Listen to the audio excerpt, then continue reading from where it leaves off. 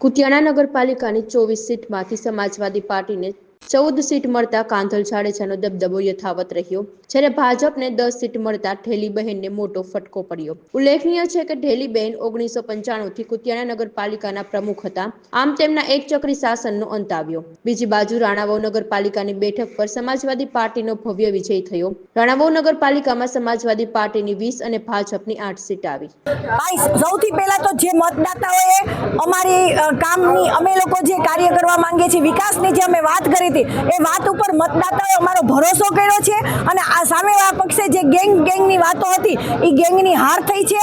અને જ્યાં પણ સોશિયલ વર્કર એટલે કે કોઈ પણ નેતા છે એ ગેંગની વાતો કરે તો ક્યારેય કોઈ જીતે નહીં। અને અમારું કામ ભૂતકાળમાં કાંધલ ધારાસભ્ય છે અને એણે જે કામગીરી કરી હતી અને માટે લોકોએ એના ઉપર વિશ્વાસ મૂક્યો છે અને અહીંયા અમને બહુમતીથી 14 સીટો અમારી આવી છે। આ રાણાવાવ નગરપાલિકા પણ અત્યારે સમાજવાદી પાર્ટી એટલે કે અમારી સાયકલ ઉપર કાંધલ જાડેજાના નામ ઉપર અને કુતિયાણા બેઠક પણ કાંધલ જાડેજાના નામ ઉપર અને જે એકચક્રી શાસન જે લોકોએ વિકાસ કોઈ પણ જાતનો નહોતો કર્યો એ માટે એ લોકોએ એને હાર પામવું પડ્યું છે।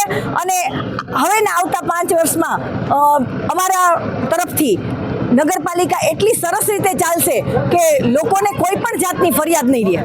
અમારો જીતવાનું કારણ તો રાણાવાવ કુતિયાણાના મતદારો જેની અમને સપોર્ટ કર્યો છે અને અમને મત દીધા છે એ બધાનો ખૂબ ખૂબ આભાર માનું છું। અને બધા વતી હું એને આશ્વાસન આપું છું કે હું કુતિયાણાનું અને રાણાવાવનું જેવી રાણાવાવની કુતિયાણા નગરપાલિકા છે એવી જ સરસ રીતના કુતિયાણા નગરપાલિકા બનાવીશ। મા કાંધલીને, કુતિયાણાની જનતાને, મારા મોટા ભાઈ કાંદલભાઈ, મારા હિરલ કાકી અને કુતિયાણા એ જીત માટે મારા કાંદલભાઈના કામો અને મારી પર વિશ્વાસ જનતાનો એના વિશે તો બધું આની પહેલા અગાઉ મેં બોલ્યો હતો કે કુતિયાણાની જનતા માટે બહુ જ મોટો ત્રાસ હતો અને અહીંયા કોઈ વિકાસ નામનું કંઈ થતું જ નહીં। કદાચ એના અનુસાધને પણ આ બદલાવ આવ્યો હોય। મતદારોને તો હું એટલું જ કહું છું કે એમને જે મારી પર વિશ્વાસ રાખ્યો છે એ વિશ્વાસ હું અડીખમ જમાવી રાખીશ।